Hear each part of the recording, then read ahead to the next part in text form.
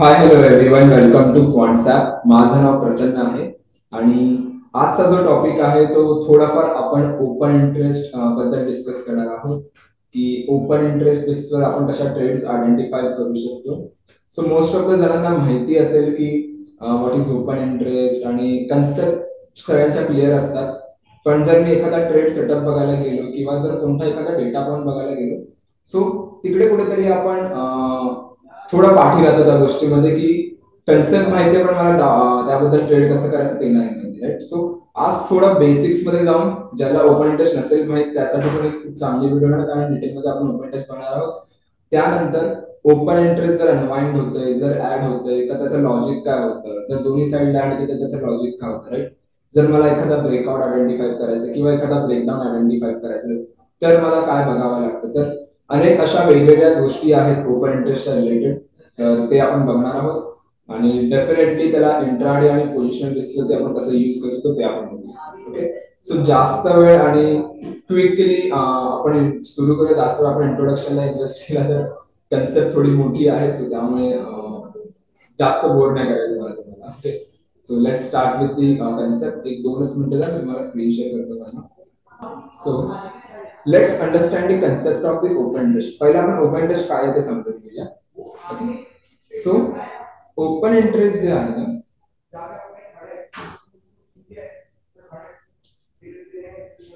okay, what is open interest? Open interest is the number of contracts, ठीक है, between buyer and seller. Okay, so एक short मध्ये लिखो, number of contracts between buyer and the seller. Okay, so what is open interest? Number of open contracts between buyer and the seller. Okay, so let's for example इथे एक buyer आहे आणि इकडे एक seller आहे आणि इथे मी ओपन इंटरेस्ट लिहितो. ओके. सो लेट्स सी, एक बायर आला आणि एक सेलर आला. सो दोघांचा जो ओपन इंटरेस्ट झाला तो किती झाला? एक ओपन इंटरेस्ट. ओके. सो जेव्हा पण आपल्याला ओपन इंटरेस्ट कॅल्क्युलेट करायचं असतं तेव्हा आपल्याला एक बायर आणि एक सेलर लागतो.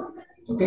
Without seller without buyer open interest नाही क्रिएट होणार, कारण ऑफकोर्स कारण तिकडे डीलच नाही होणार ना. जर बायर असेल आणि समोर सेलर नसेल तर डेफिनेटली तिकडे माझी काही डीलच नाही होणार, त्यामुळे कॉन्ट्रॅक्ट कोणता ओपन होणारच नाही. Same logic goes to the this one as well. ठीक आहे. सो एक ओपन इंटरेस्ट झाला. आता लेट्स सी, इकडे जो आहे ना, ह्या सेलरला वाटलं की ठीक आहे, खूप चांगल्या प्रमाणात प्रॉफिट बुक झालं आहे किंवा मी काय करतो, मला कॉन्ट्रॅक्ट बंद काढून टाकायचं.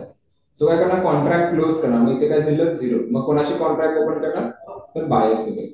तर इथे काय झालं, zero open interest. Okay. So जेव्हा कॉन्ट्रॅक्ट क्लोज होतात तेव्हा स्पेसिफिकली एक ओपन इंटरेस्ट कमी होतं. व्हॉल्यूमचं जर मी बघायला गेलो ना, व्हॉल्यूम याच्यामध्ये वाढतो. ओके. जर कोणाला व्हॉल्यूम नसेल माहिती तर आपण व्हॉल्यूम वरती एक व्हिडिओ बनवली आहे. सो व्हॉल्यूम वरची जी व्हिडिओ आहे ती एकदा जाऊन बघा. खूप डिटेल मध्ये आपण डिस्कस केलं आहे व्हॉल्यूम मध्ये त्यामध्ये. सो व्हॉल्यूम जो आहे ना कधी कमी नाही होत, व्हॉल्यूम इज कंटिन्युअसली वाढत असतो. पण ओपन इंटरेस्ट जो आहे कमी होतो in the case of what, in the case of options open interest मध्ये. ओके. ठीक आहे. कारण बरेच कन्सेप्ट आहेत, फ्युचर्स कन्सेप्ट आहेत, ऑप्शन ओपन इंटरेस्ट आहेत, राईट. सो थोडाफार आपण फ्युचर्स बद्दल पण बघूया आणि ऑप्शन्स ओपन इंटरेस्ट बद्दल बघूया आणि ऑप्शन्स ओपन इंटरेस्ट आपल्याला कसा ट्रॅक करायचं ते. ओके. सो एक सिंपल ठेवा की number of buyer and seller आणि त्यामध्ये जे आउटस्टँडिंग कॉन्ट्रॅक्ट्स आहेत ते तुमचा ओपन इंटरेस्ट असतो की किती कॉन्ट्रॅक्ट ओपन आहे. आणि जर ते कॉन्ट्रॅक्ट क्लोज झाले, जर तिकडे सेलरने कॉन्ट्रॅक्ट क्लोज केला बायसोबत किंवा बायने कॉन्ट्रॅक्ट क्लोज केला तर ओपन इंटरेस्ट जो आहे तो हळूहळू कमी होतो. Okay.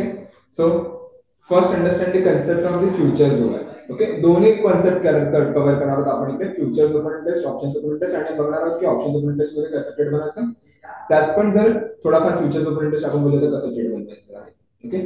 So first point is what, futures open interest. Okay. So what is futures open interest? Future open interest मध्ये आपण दोन गोष्टी बघणार.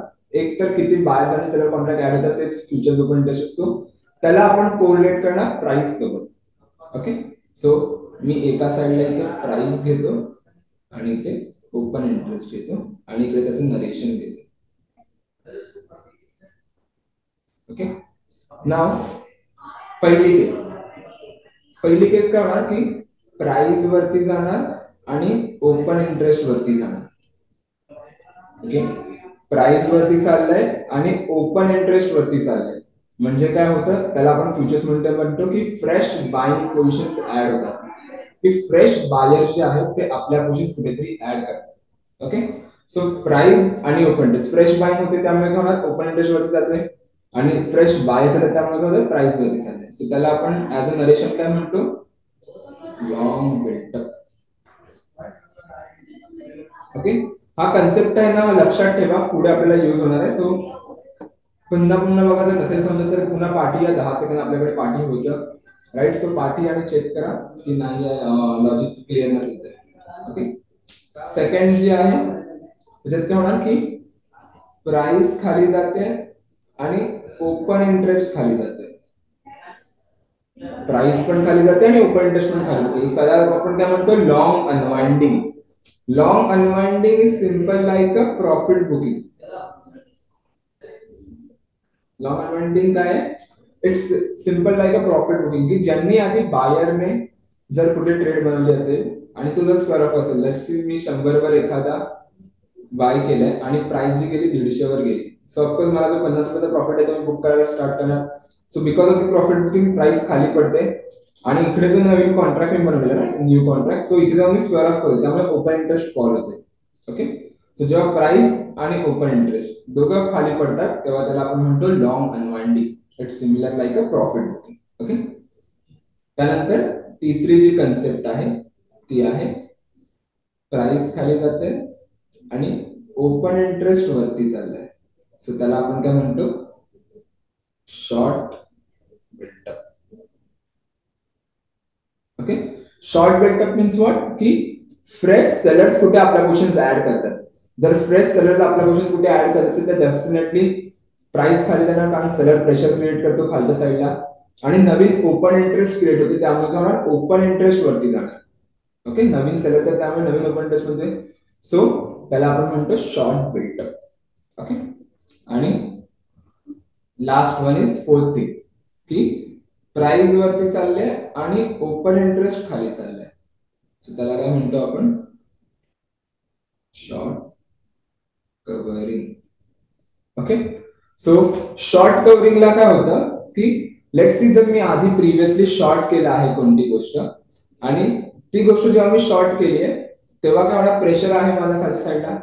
आता मला तो शॉर्ट कव्हर करायचा आहे किंवा एक खाली खूप पडलाय स्टॉक, आता मला तो प्रॉफिट बुक करायचा आहे, राईट. त्यामुळे काय मी त्याचा प्रेशर काढणार. सो प्रेशर काढल्यामुळे काय प्राइस हळूहळू वरती येणार आणि प्रेशर काढलाय म्हणजे ओपन इंटरेस्ट आपला खाली पडते, त्यामुळे ओपन इंटरेस्ट बघा इथे खाली पडते या केसमध्ये, राईट. सो शॉर्ट कव्हरिंगला काय होतं की प्राइस जी आहे ती वरती जाते आणि ओपन इंटरेस्ट खाली येते. म्हणजे ज्यांनी प्रिव्हियसली शॉर्ट केलं आहे ना ते कुठेतरी आपल्या पोझिशन्स अनवाइंड करतात, हे आपण इथे समजू शकतो.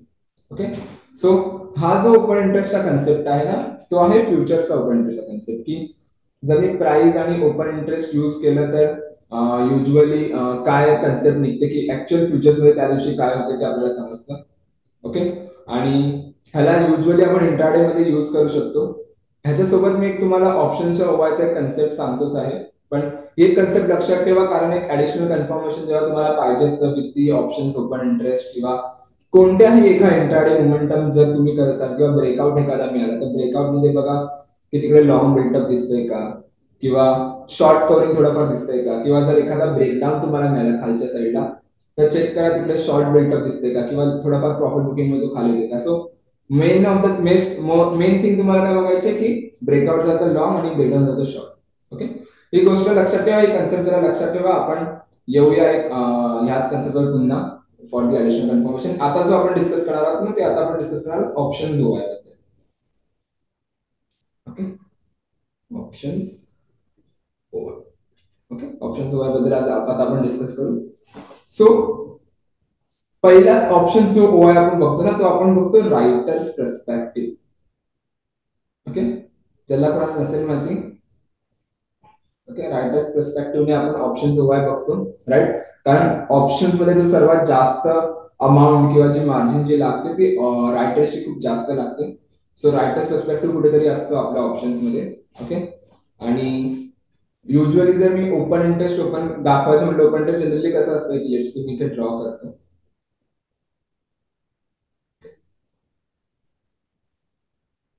ठीक आहे, लेट्स सी ही जी वरची आहे ना, मी ते कलर मध्ये करतो so you will get to know the things.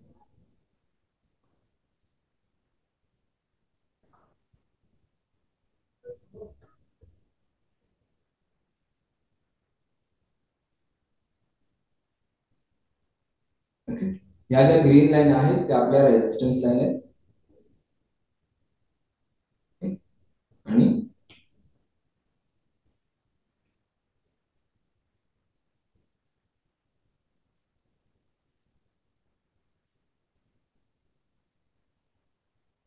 थोडं ड्रॉइंग मध्ये खराब आहे सो त्यामुळे थोडं हे ना करू. आणि ज्या रेड लाईन आहेत त्या आपल्या रेजिस्टन्स आहे.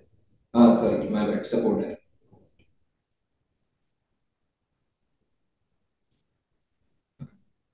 ना आता इथे आपण दोन कंडिशन्स बघायचे. ओके, दोन ते तीन कंडिशन्स आपण इथे बघूया. ओके, सो लेट्स सी पहिली कंडिशन. पहिली कंडिशन काय ते, लेट्स सी जर मला हा जो ग्रीन बार आहे, रेजिस्टन्स म्हणजे काय आहे की प्रेशर खाली देणार आहे. सो कॉल रायटर्स काय अँटिसिपेट करतात, रेजिस्टन्स म्हणजे कॉल रायटर्स ना. सो कॉल रायटर्स काय अँटिसिपेट करतात की जेवढा मार्केट खाली असेल किंवा त्या लेवलला असेल तेवढं मला बेनिफिट आहे. ओके, सो लेट्स सी पहिला इन्स्टन्स आपण बघूया की प्राइस जी आहे ती अशी काही मूव्ह करते इथे, आणि इथे त्याने कॉल रायटर्स जे आहेत ते आपल्या क्वेश्चन अजून ऍड करायला सुरुवात करते. तिकडे कॉल रायटर्स अजून प्रेशर बिल्ड करते. ओके, सो त्याच्यामुळे काय होणार की प्रेशर खालच्या साईडला बिल्ड व्हायला सुरुवात होणार. सो पहिला केस काय होणार की call writers add means bearish anticipation. Okay, की bearish मोमेंटम आपण अँटिसिपेट करू शकतो की स्टॉक जर सपोज रेजिस्टन्सच्या आसपास जर गेला तर एक रिव्हर्सलचे कुठेतरी चान्सेस आपल्याला मिळू शकतात. कारण रायटर्सला पाहिजे की मार्केट जो आहे तो ह्या लेवलच्या खाली पाहिजे, त्यामुळे ते अजून प्रेशर आपले बिल्ड करतात त्या प्राइसला. ओके, त्यानंतर जर दुसरी गोष्ट मी सांगायची म्हटली, लेट्स सी आता सेकंड सिनेरियो की जिकडे आपण हे बघितलं ना, अनवाइंडिंग बघितली किंवा स्पेसिफिकली थोडंफार ऍडिशन बघितली, इकडे नॉट अनवाइंडिंग बघितली, आपण ऍडिशन बघितली. तेच सपोज जर कॉल रायटर्स जे आहेत ना ते आपल्यापासून ते अनवाइंड करायला सुरुवात केली, म्हणजे तुम्ही प्रेशर काढायला सुरुवात केली. ठीक आहे, तर काय होणार की हा जो रेजिस्टन्स असतो ना तिकडे कुठेतरी सस्टेनेबल बुलिश अपॉर्च्युनिटी आपल्याला फाइंड आउट करता येईल. कारण प्रेशर कमी होतोय, प्रेशर कमी होतोय दॅट मीन्स व्हॉट की कुठेतरी रायटर्सला मोमेंटमची भीती आहे, त्यामुळे ते आपल्यापासून काढतात. सो सेकंड कंडिशन करणार if call writers unwinding means a bullish anticipation. Okay, so जेव्हा जेव्हा कॉल रायटर्स आपल्यापासून अनवाइंड करतात, so that indicates the a bullish indication की एक बुलिश मोमेंटम आपण अँटिसिपेट करू शकतो, कारण प्रेशर देणारे तिकडे थोडेफार कमी आहे. ओके, सेकंड गोष्ट लेट्स सी, सेकंड गोष्ट काय किंवा एक दोनच मिनिटं मी चार्ज करतो.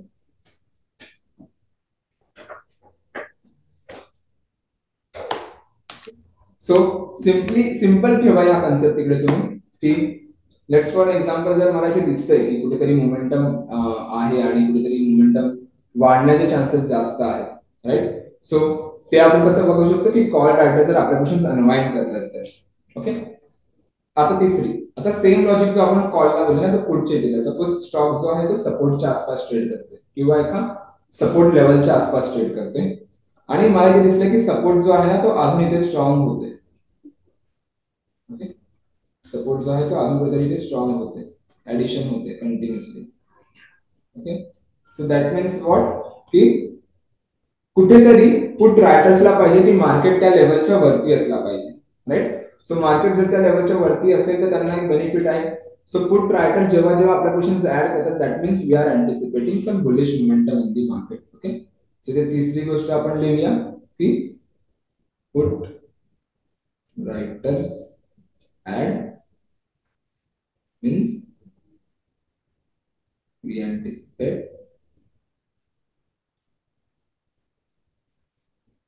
bullish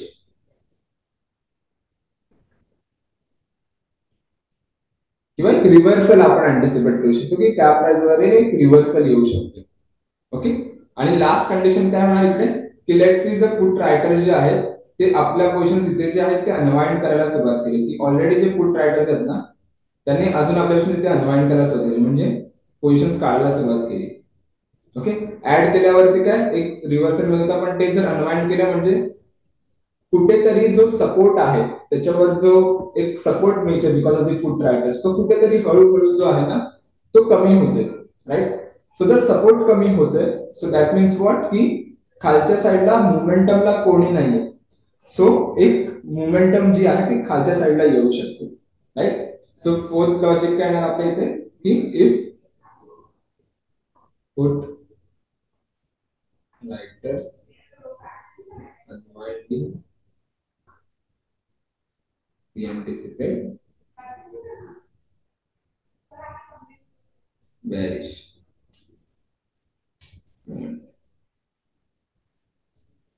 ओके, सो जे कोण नवीन आहेत एकदा स्नॅपशॉट काढला तरी विच इज फाईन, काढला तर बेटर होईल कारण ते तुम्हाला लॉजिक समजेल त्या पार्टचं काय आहे.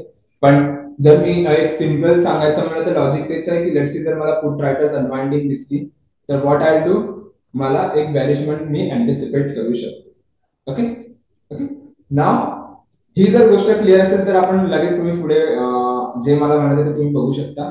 पण जर नसेल क्लिअर एकदा पाठीतून पुन्हा बघा आणि चेक करा की काय लॉजिक राहिलं किंवा काय नाही बाकी आहे. Okay, so let's understand the concept. Okay, आता जर मी स्टॉक ऑप्शनचं बघायला गेलो किंवा इंडेक्स ऑप्शनचं बघायला गेलो तर इंडेक्स ऑप्शन्स वरती ना मल्टिपल रेजिस्टन्स असतात. आता जे आपण डिस्कस करतो ना ते आपण इंट्राडे साठी डिस्कस करणार आहोत.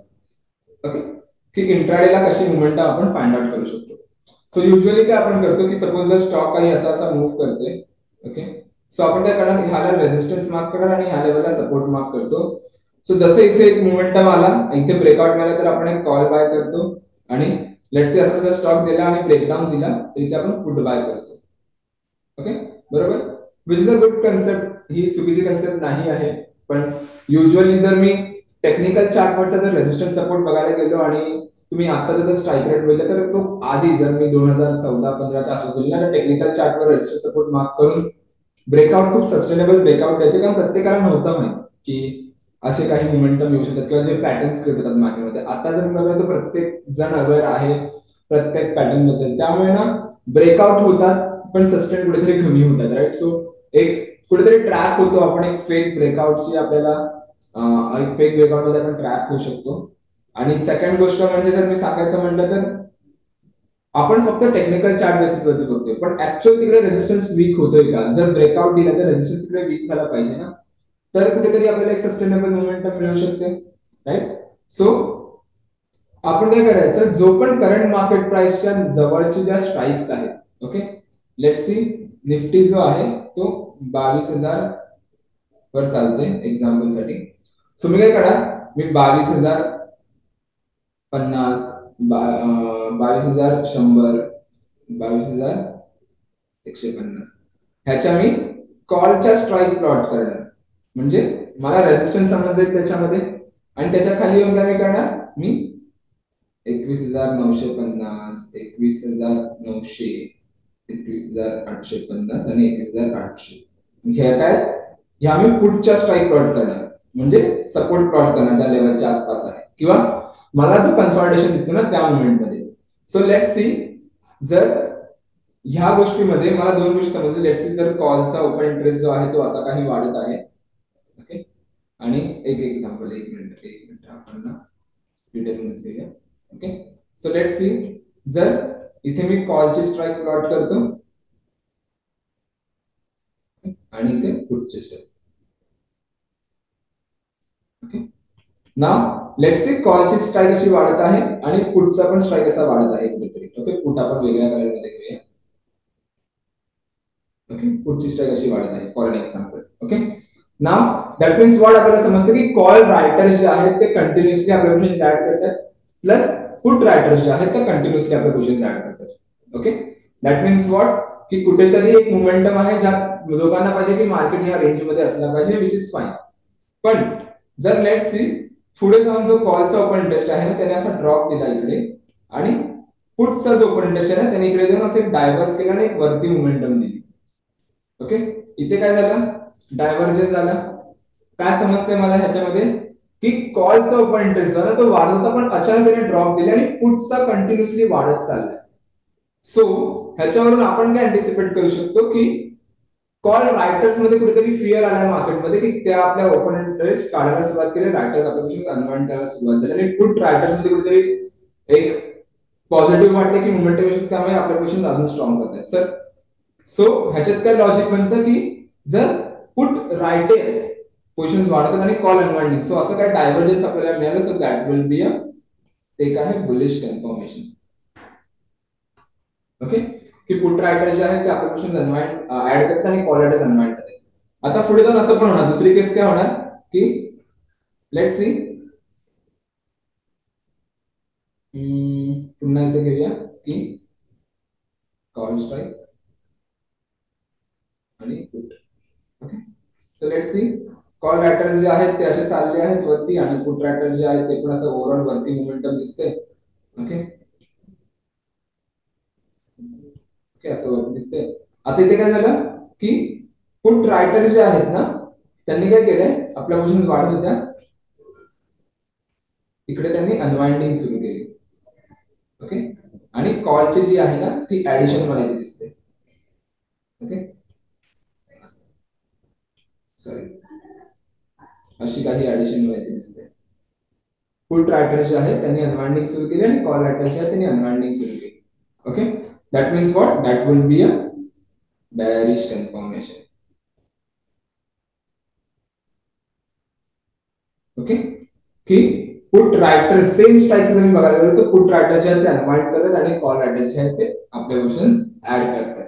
दॅट मीन्स व्हॉट की कॉल रायटर्सला पाहिजे की मार्केट त्या मोमेंटच्या खाली पाहिजे. ओके, सो ही जी कन्सेप्ट आहे ना ती आपण आता टूल वरती बघूया. आता हे प्रॅक्टिकली बघायला गेलो तर डिफिकल्ट आहे. प्रत्येक गोष्टी जर मी एक्सेल वर डाउनलोड केल्या, त्याचा ओपन टेस्ट बजेट त्याचा प्लॉट केला तर कोणत्या स्ट्राइक्स बघायला विच इज डिफिकल्ट, राईट. खूप टाइम इन्व्हेस्ट होणार किंवा एवढ्या डिटेल मध्ये आपल्याला समजणार नाही त्या गोष्टी. ओके, सो एकदा ही कन्सेप्ट पुन्हा बघा, जर नसेल समजलं एकदा पुन्हा बघा, मग टूलवर आपण या मी व्हिडिओ मध्ये पुढे कव्हरच करते, पण जर नसेल समजलं एकदा पुन्हा गोष्टी बघा. Okay, now let's come to the tool.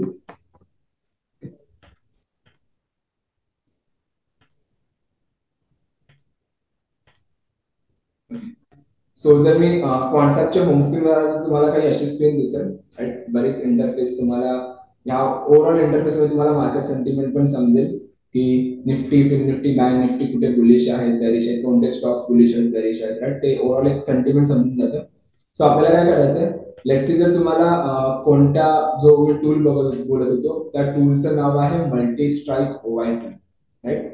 So multi strike OI जो टूल आहे ना त्यासाठी आपल्याला काय करावं लागणार, आपल्याला यावं लागणार अनालाइज वर इकडे, आणि सेकंड जो टूल आहे तो मल्टी स्ट्राईक ओवाय. ओके, यावर आपण क्लिक करणार. ओके, सो मेजरली जे इंडायसेस आहेत ते तुम्हाला इकडे दिसतील. Okay, Nifty, bank Nifty, Nifty, mid cap overall तुम्हाला दिसेल. आणि सो इथे तुम्ही सिलेक्ट करू शकता. इथे फ्रिक्वेन्सी आहे. युजली जर मी ओपन इंटरेस्ट बघायला गेलो तर आपण 3 मिनिटचा डिले देतो प्रत्येक गोष्टीमध्ये, कारण 1 मिनिट सेकंड स्टँडर्ड डिले आहे.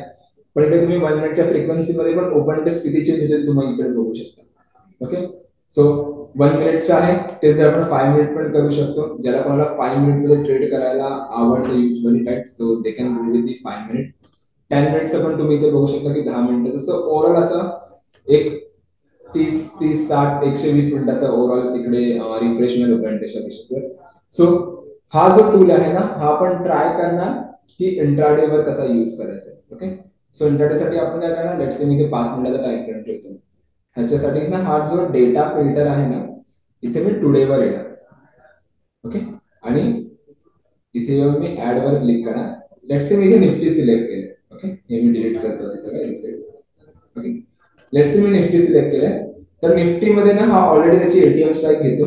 सो लेट्स से तुम्हाला एटीएम स्ट्राईकचा 22,750 चा कॉल आणि पुट दोन्ही प्लॉट करायचे असतील तर तुम्ही काय करा, इथे बोथ वर सिलेक्ट करा. जर फक्त कॉल सिलेक्ट करायचा असेल तर फक्त कॉल वर सिलेक्ट करा, जर फक्त पुट सिलेक्ट करायचं पुट, आणि दोन्ही प्लॉट करायचं पुट. ओके, इथे ऍड होणार, दोन्ही इथे ऍड झाले. सो मी एटीएम चा कॉल आणि पुट प्लॉट केला. आता मी काय करणार, थोडं आउट ऑफ द मनी जाणार 850 च्या आसपास आणि त्याचा कॉल जो आहे तो प्लॉट करतो आणि इन द मनी येऊन 650 चा पुट प्लॉट करतो. ओके, म्हणजे मी रेजिस्टन्स घेतला थोडाफार वरचा आणि सपोर्ट घेतला वरचा. ओके, सॉरी मी त्या ऍड केलं.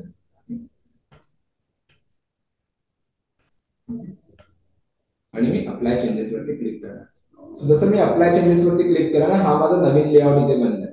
ओके, सो जेव्हा नवीन लेआउट इथे बनतो इथे युजली बघा तुम्हाला काय समजते की जी कलर कोडिंग मध्ये तुम्हाला प्रत्येक ज्या गोष्टी मी प्लॉट करते ते दिसेल. आता सिम्पली ते बघा, जर मी हा डायव्हर्जन बघितला 22,650 चा पुट आणि 22,750 चा कॉल.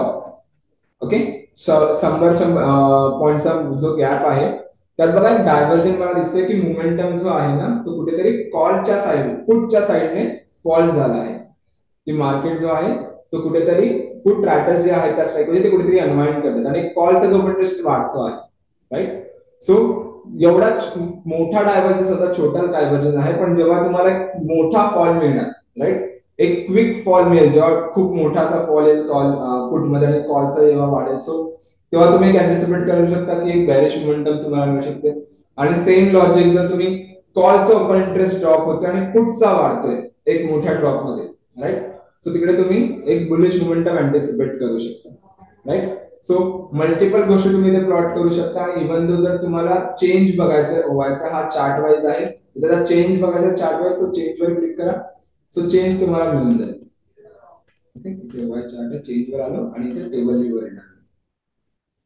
ओके, सो ओव्हरऑल जो पर्सेंटेज वगैरे आहे ना ते सगळं तुम्हाला इथे दिसण्यात येईल. ओके, तेच जर लॉजिक तुम्हाला एक स्पेसिफिकली स्टॉक्स वरती बघायचंय, सो इथे या. आणि स्टॉक्स सॉरी बाकी इंडेक्स वरती बघायचंय, सो इथे या आणि बँक निफ्टी सिलेक्ट करा. ओके, आणि expiry same, logic same, stocks वरती करायचं इथे या आणि again select the stock options. Okay, जो कोणत्याने ट्राय करा की जर लिक्विड स्टॉक असेल तर which is well and good. Liquid stock मध्ये खूप चांगल्या ओपन इंटरेस्ट तुम्हाला दिसण्यात येईल आणि थोडा अनालिसिस स्ट्रॉंग होणार. निफ्टी, बँक निफ्टी, फिन निफ्टी मध्ये जास्त त्रास नाही होणार कारण लिक्विड इंडेक्स आहेत आपले ते. पण ट्राय करा जर तुम्ही स्टॉक ऑप्शन्स वर करत तर लिक्विड बघा. लिक्विडिटी कशी चेक करणार आपण, सो आपण येणार टूल्स वरती आणि इथे आहे लिक्विडिटी फाइंडर. ओके, इकडे या आणि okay, let me refresh. So इथे बघा 5 4 3 2 1 स्टार्स आहे.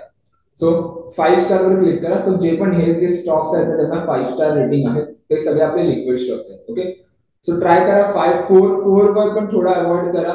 इंट्राडे असेल तर विच इज फाइन, पण 4 आणि 5 असेल तर you can go with the simple thing. Okay, तुम्ही त्या बेसिस वरती जाऊ शकता, तिकडे ट्रेड बनवू शकता. आणि दुसरी गोष्ट सांगायची म्हटली तर try to go with the bull call नाही, एक call and put option basis वरती ट्रेड बनवत असेल बुल कॉल शूट बनवू शकता. पण जर तुम्ही नियर बाय एक्सपायरी असेल तर तुम्ही मोठ्या लांबच्या स्ट्राइक्स वर जर तुम्ही एखादा अनालिसिस करताय तर. आणि सेकंड गोष्ट म्हणजे जे मी तुम्हाला पहिल्या सांगितलं futures built up, long built up, short built up, जर ते तुम्हाला कम्पेअर करायचं तर लेट्स तुम्हाला एखादा मोमेंटम मिळाला एखाद्या स्टॉक मध्ये की हा स्टॉक मध्ये पुट रायटर्स जे आहेत ते अनवाइंड करतात आणि कॉल रायटर्स जे आहेत ते आपल्यापेक्षा झॅड करतात. दॅट मीन्स बॅरिश इंडिकेशन आहे. सो इकडे या बिल्टअप स्क्रिप्ट मध्ये आणि त्या स्टॉकचं नाव सर्च करा फक्त इथे. सो जर त्या स्टॉकचं नाव शॉर्ट मध्ये असेल ना तर इकडे तुम्हाला दिसून येईल, तर that will be a bearish confirmation. So तुम्ही बॅरिश मोमेंटम तिकडे एक बनवू शकता. एक मेजर जर कॉल ऍडिशन दिसली आणि अनवाइंडिंग दिसली पुट मध्ये तर, right. So that is the logic behind this concept. So एकदा ट्राय करा हा कन्सेप्ट आणि mainly use it on Nifty, bank Nifty, कारण मल्टिपल स्ट्राइक्स मध्ये अनवाइंडिंग क्विकली जे इंट्राडे मोमेंटम आपल्याला पाहिजे असतात ते आपण त्याच बेसिसवर बघत असतो निफ्टी, बँक निफ्टी मध्ये. सो निफ्टी, बँक निफ्टी मध्ये यूज करा मेनली. जर काही क्वेरीज किंवा जर काही डाऊट असतील तर कमेंट मध्ये विचारा, किंवा जर व्हिडिओ आवडले असेल तर नक्की लाईक करा. ज्यांनी प्रिव्हियस व्हिडिओज असतील बघितल्या तर प्रिव्हियसली जा, बरेच डिटेल्स मध्ये आपण व्हिडिओ बनवलेत, IVR, IVB, थीटा वगैरे ओव्हरऑल कन्सेप्ट आपण त्यामध्ये कव्हर केली आहे. Okay okay, thank you so much everyone, thank you so much for time.